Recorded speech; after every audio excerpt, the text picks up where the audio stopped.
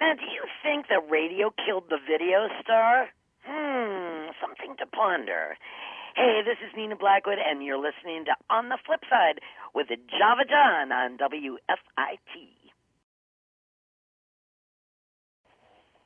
Joining me tonight is a young lady who is currently celebrating the 30th anniversary of MTV, which premiered 30 years ago on August 1st, 1981.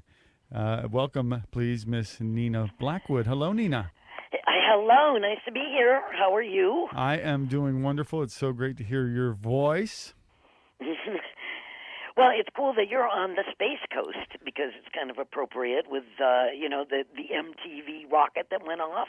I was thinking that when we first started hooking up. I was thinking the exact same thing. Oh, see, great mind. Yes. yes. The day, a couple weeks ago when we first started communicating, I went on and I watched on YouTube. I watched the first couple hours of MTV. And that very opening 10 minutes was very cool, very special. I know, and that song still, or not song, but that little piece of Sure. music, da-da-da-da-da-da-da. Yeah. I mean, that along with Video Killed the video. See, you got me screwed up because of that thing. Video Killed the radio star. Yes. I almost said it the way that you had it in the promo. Anyway, that piece of music, that da-da-da-da-da-da, always gives me butterflies in the stomach, and also the first video that went on Video Killed the Radio Star, the Buggles song. Still, to this day, 30 years later, both those two pieces of music just really affect me. Well, I guess so. That must have been really a very, to take a phrase from a generation before or a decade before, a very heady experience there. Oh, it definitely was. Yeah, it was quite amazing. And, people forget that cable was in its infancy as well. Right. So even though we were based in New York City didn't even have cable. So for the launch, they had to put us all in these buses. They rented buses and drive us all, executives, crew, producers, the VJs, to a little funky place in New Jersey to watch the launch. And the feeling in that room when that rocket went off was just amazing. People were crying and hugging, and just it was like this huge baby was being born. I'm sure much like it is here at Mission Control. Probably not quite as dangerous, but yeah, I've always wanted to go to a launch where you are always.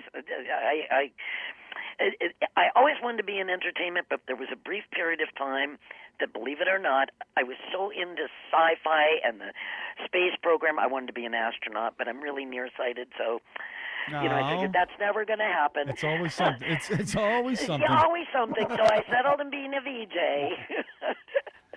Oh, hey, you did have, I guess it was about a 5-year run, a wonderful 5-year run on MTV.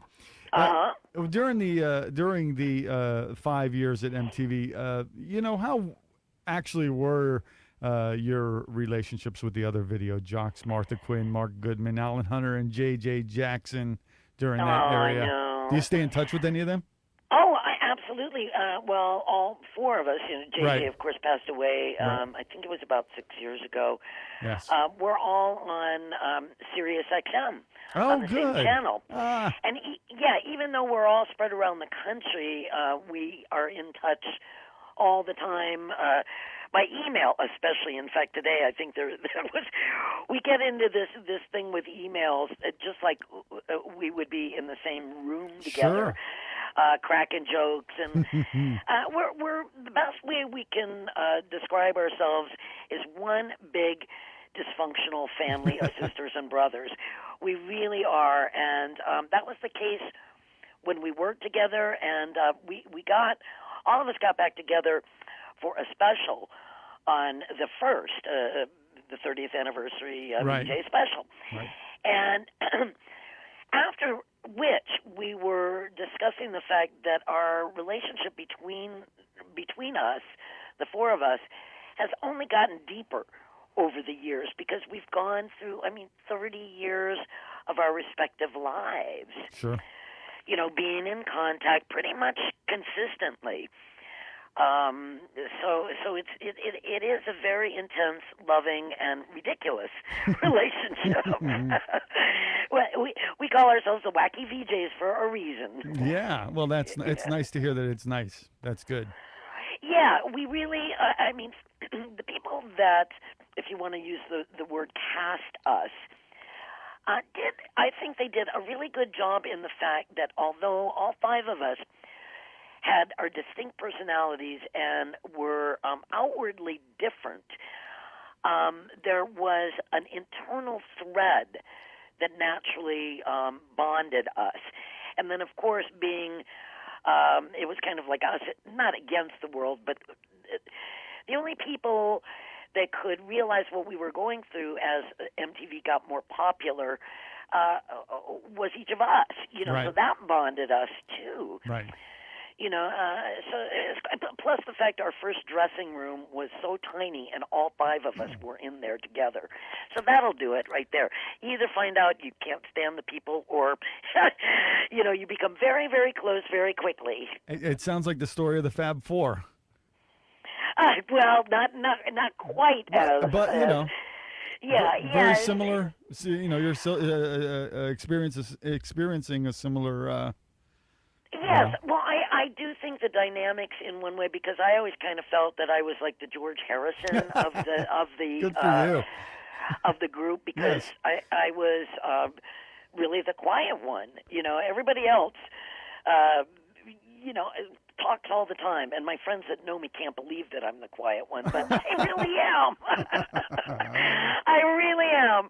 I thought somebody's got to keep quiet, So that was me. So yeah, I was the George Harrison of the bunch. So in the in that first 5 years, which was really quite incredible, there was a massive exposure placed on all five of you, and I'm sure a rise to fame was meteoric. Can you reflect back on maybe some kinds of the pros and cons of having that type of exposure and that experience? Well, we always looked at it, not that we were, like the big celebrities. It was more that we were pretty normal people that had a really cool job. Right. So for the most part, I don't think there was a lot of ego issues with the, the amount of fans that were growing as the channel got bigger. But sometimes it would be quite overwhelming. I remember, I don't think Mark was with us, but it was JJ, Alan, Martha, and myself went to see some concert at Brendan Byrne Arena in New Jersey. Mm-hmm. And we're sitting in the seats, and we got mobbed. I mean, so much so that there was a problem with security. And after that, poor us. They made us sit in one of the private boxes. Oh, such a shame. That sucked. But, because we caused such a commotion. Sure. And so stuff like that would happen. As far as the negatives, I mean, I can't really look at it and say there were a lot of negatives because it was really such a good experience. Right.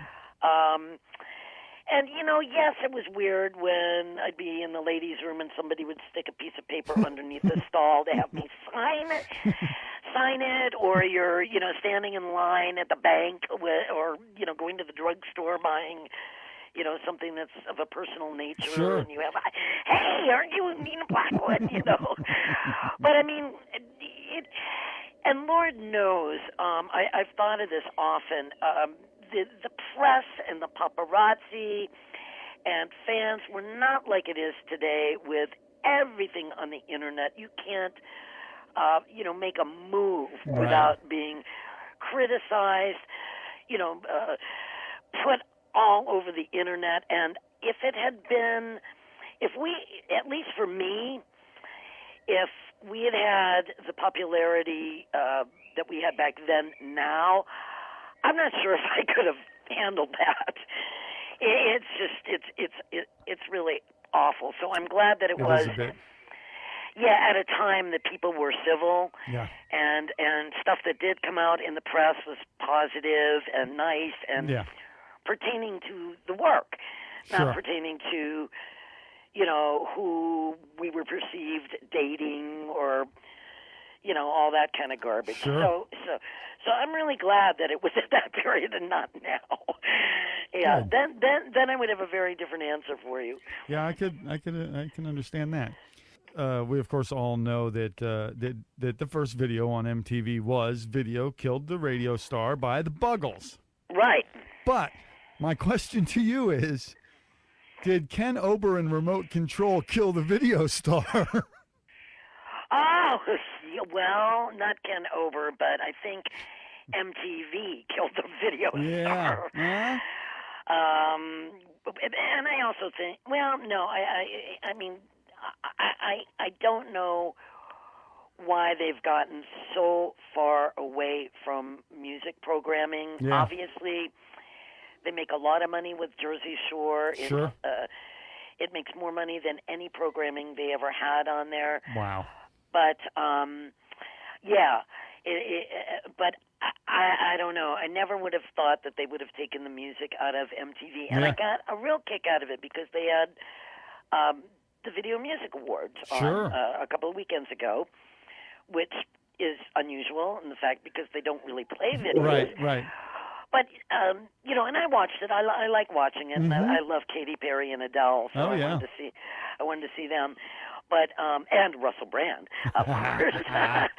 I think he's cool. Oh yeah. But I thought it was very humorous that in Billboard magazine there's a multi-page spread on the Video Music Awards, and I'm going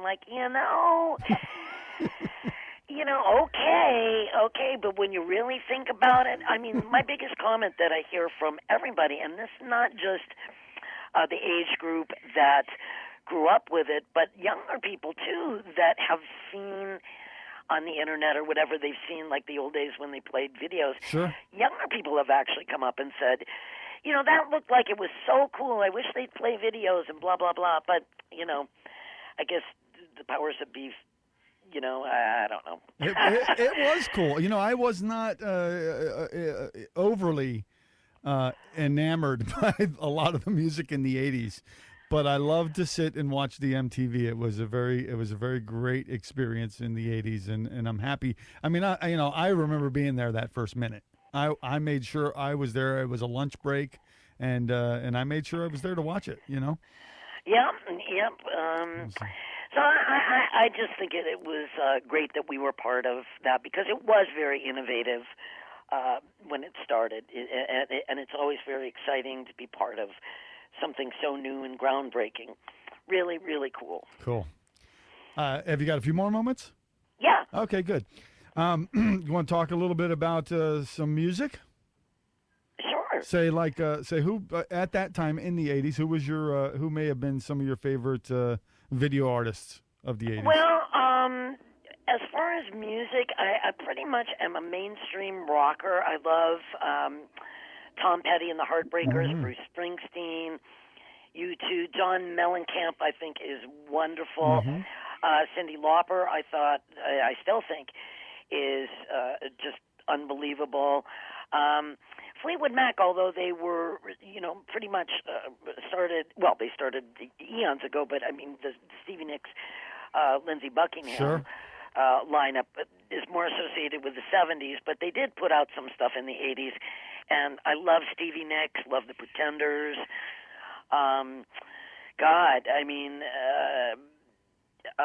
Some of the videos, Robert Palmer, I thought had those great, Addicted to Love classic. Yeah. Dire Straits' Money for Nothing, another classic. Peter Gabriel's Sledgehammer and Shock the Monkey. Oh, yeah. Classic videos.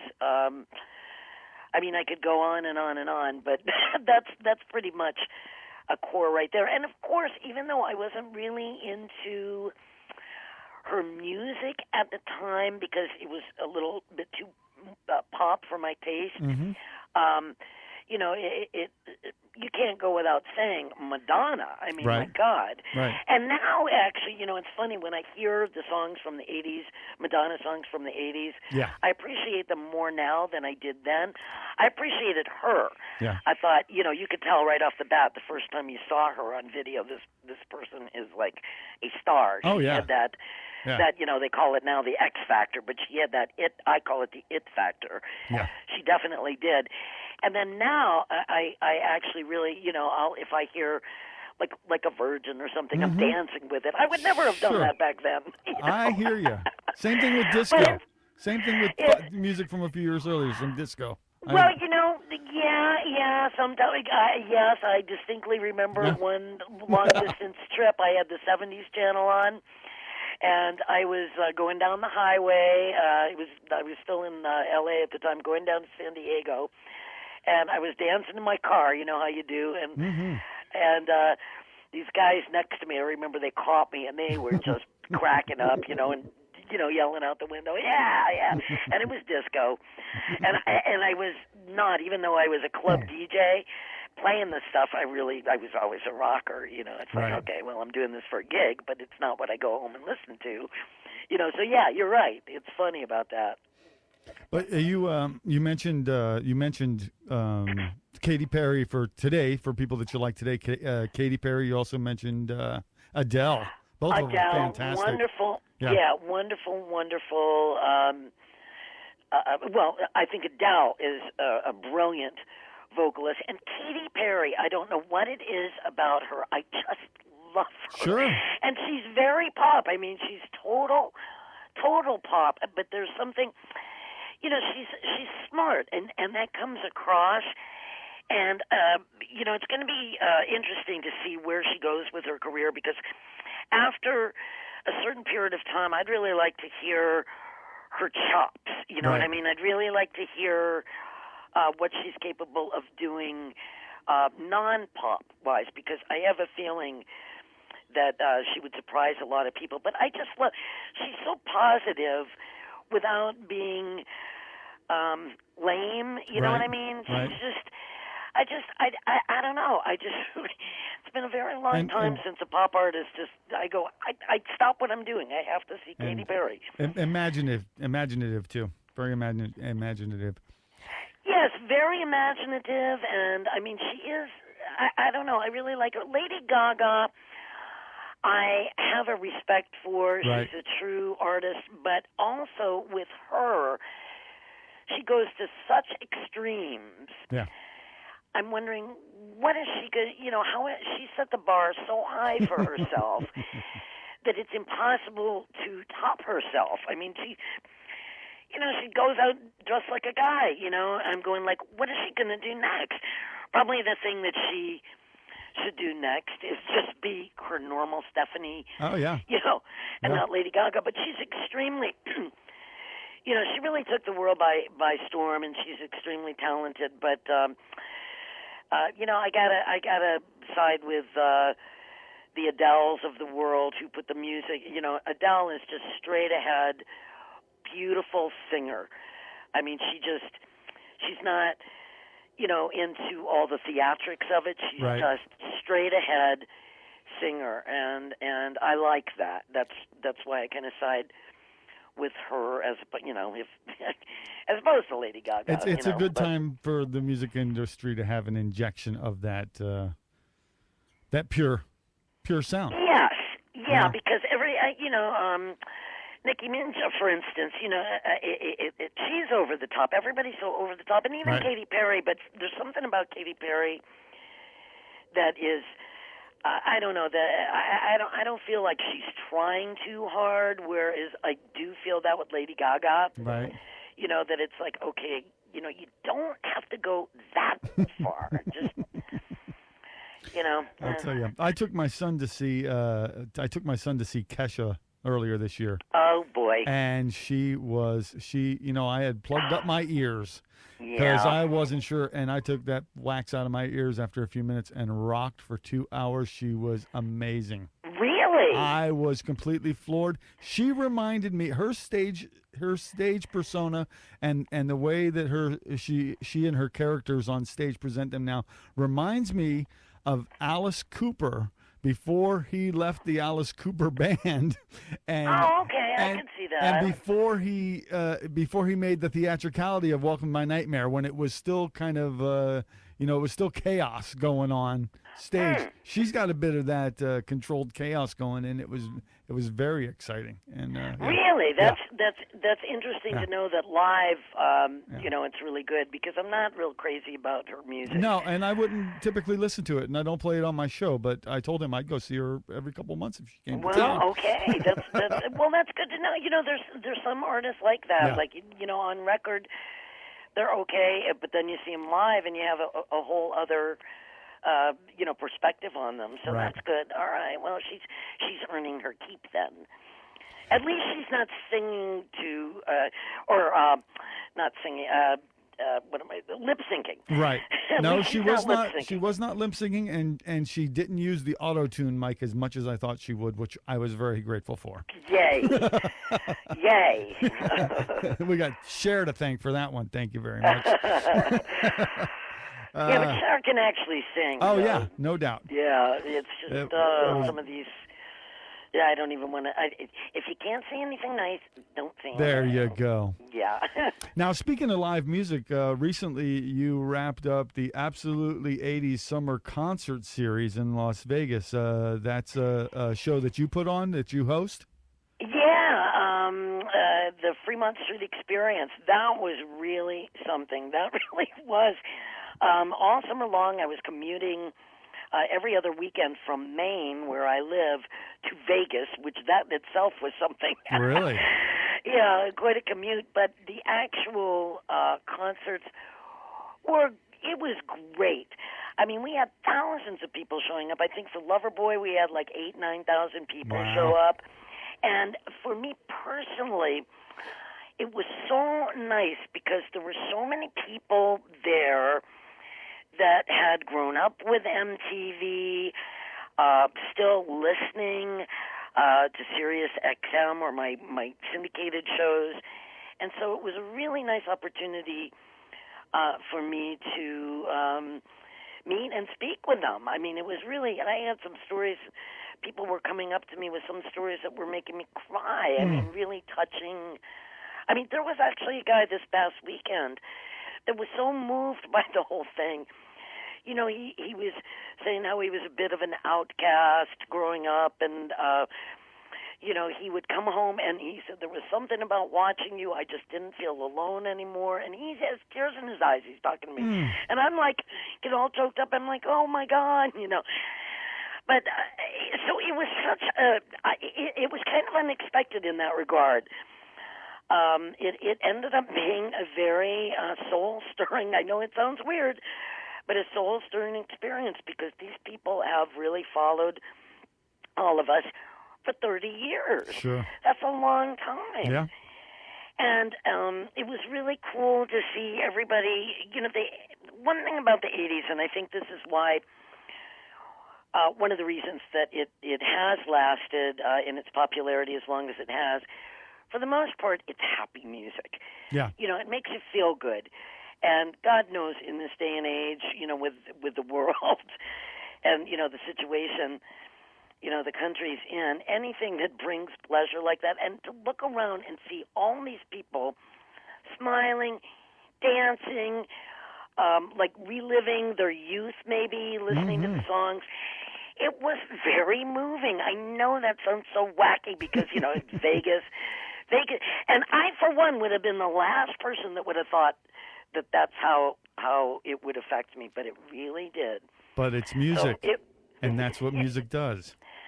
It was great. It was great. And, people just coming up, oh, thank you so much thank you, just appreciative. And there wasn't a ringer in the bunch. And I'm talking about, doing, all summer, 100 days. Sure. And, I wasn't there for all 100 days, but I mean, it was just great. Nice. Yeah. They I was just thinking about that. I could only imagine if I had been in high school when MTV came out, because that had to have been very powerful to kids that were in high school. You know, junior high school and high school to grow up on that. That core group right there must be a very, very strong affinity with those first years. You know. Yeah, absolutely. And that was pretty much, the people that were there. Some of them were older that were in college at the time, and some were younger that came up to me and said, you were my babysitter, and I've gotten that a lot over the years, and it's like, oh, don't say that, and it makes me feel old. But no, it's really cool. I know what they mean by that. So and what was also cool is the kids of the people. Oh yeah. That they brought them, and they were, for the most part, I did see two brothers one time just sitting on the ground, just bored out of their mind. They must have been like 7, 9, but only those two. But the kids of the people that grew up with MTV were bopping around, and they'd come up and they'd ask for autographs. And I'm going like, God, your mom was a kid. Your mom was your age, at the time. So that was kind of fun. Is that Absolutely 80s Summer Concert Series? Is that going to be an annual thing? Is it something you're going to be involved in the future? Do you think? Oh, I don't know. I don't know. A lot of people were saying that they should do it annually, but.